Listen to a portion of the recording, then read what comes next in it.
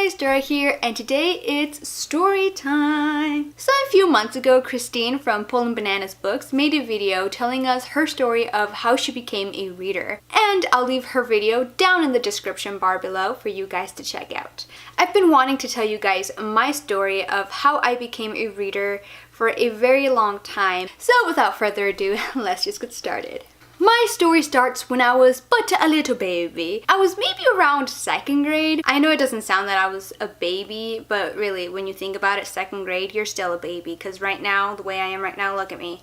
I'm not a baby anymore. When I was in 2nd grade, we were given an assignment to read a certain amount of pages in a week from a book of our choosing. And all I wanted to do was play outside, build a snowman. Cue Anna from Frozen. Do you want to build a snowman? So yeah, all I wanted to do was play outside, build a snowman, have my sister throw Legos at my head. That actually did happen. I still have the bump on my forehead. So along with reading the certain amount of pages a week, we had to get the signature of our parents verifying that we actually read that book. And at the end of the week, if we read the amount that was set for us or more, we were given a coupon that would give us a free personal pizza from Pizza Hut. At first, I'm not gonna lie here, okay? Back then, my parents didn't understand or read any English, so I would have them sign the paper without them knowing what they were signing. And when that was happening, I thought I was the shiznits because I was being so devious. But then towards the end, my mom caught on and she's like, what is this paper? Why am I signing it every week? So I ended up telling my mother the truth. I ended up telling her that she was signing a paper where she was verifying that I was actually reading every week. That week though, she didn't sign the paper and I was so mad. I was so mad that she didn't sign the paper. But then when the new week started, my mom actually forced me to read the book that I had picked out from the library. She told me she wasn't gonna sign that paper anymore unless I actually read it. So from then on in, I would actually have to read in front of her, and she would actually ask me what the story was about or what had happened in the last few chapters. When I say chapters, they weren't really like big chapters like this book kind of chapters. And the chapter books that I'm talking about is The Magic Tree House by Marie Pope Osborne, and I'll leave a picture right here.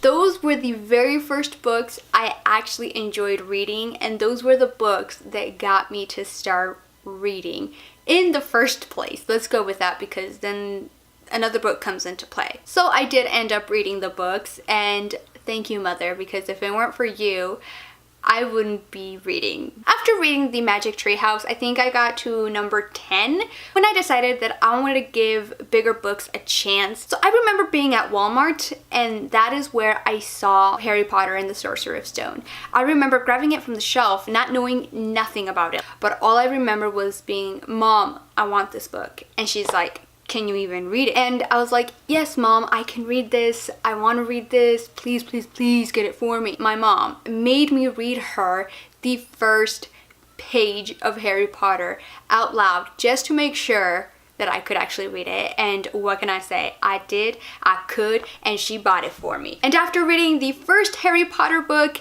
that is where my reading journey ends. Whoa, wait, hold on, Dora. You're trying to tell us that you stopped reading after Harry Potter? Because of certain things that went down during that year, my mom moved us up to a different town, which is the town I'm actually currently living in. Actually, I've been here since 3rd grade because what happened was in the summer after 2nd grade, if that makes sense. Hopefully I'm making sense.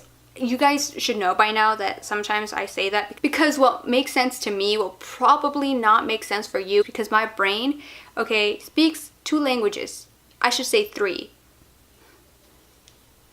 My brain, the way it tries to do things is weird because I know English, Spanish, and as you saw in the previous frame, a little bit of sign language. I like sign language. Sign language is bomb. So, as the technical term goes, that was my very first reading slump. I would listen to teachers read out loud sometimes, but I never really paid enough attention to actually get engrossed in the story. Now we enter middle school when I was in 7th grade, and that was actually the first time I read a YA series. And I talked about this a little bit in a previous video that I had uploaded, but I think I privated it because of a reason that I don't understand now. But I talked about this YA series a little bit in that video, and the YA series I'm talking about is The Blue is for Nightmare series by Lori Faraz Stallars.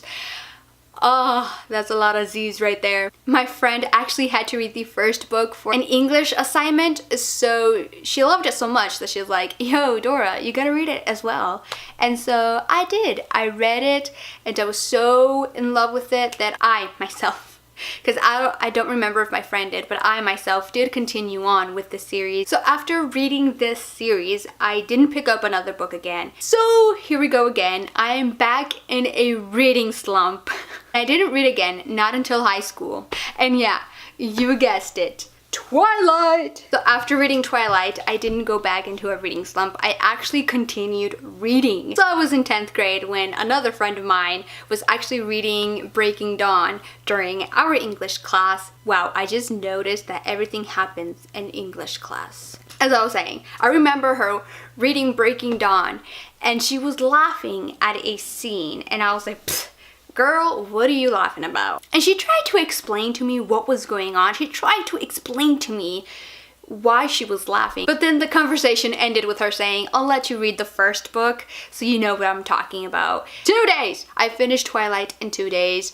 I actually read Twilight, the entire series, in the span of 1 week. Because of Twilight, I am the reader I am today.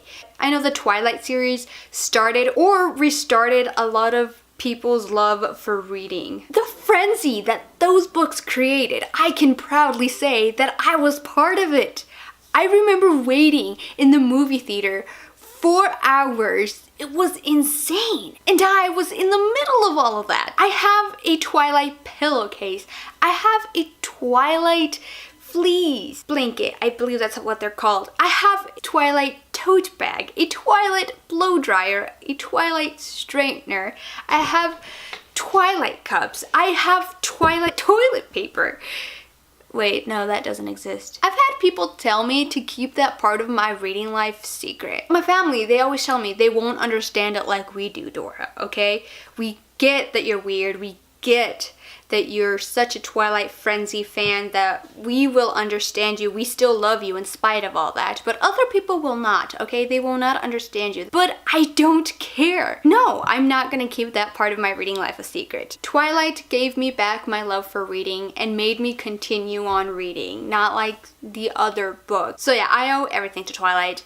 My love for reading, me getting back into reading. I've actually had great opportunities where authors have contacted me asking me to read their novels. I've actually been mentioned in the accomplishments and I can't tell you how that makes me feel. It makes me feel like I'm doing something right. So thank you, Ingrid, for placing my name in your acknowledgements. I've actually made great booktube friends. Ashley, girl, I'm talking to you. Thank you for being my booktube friend. You're awesome. I've also made others who sadly aren't on booktube anymore, but do deserve mentions. So thank you, Carrie and Megan, for being my booktube friends. I miss you, girls.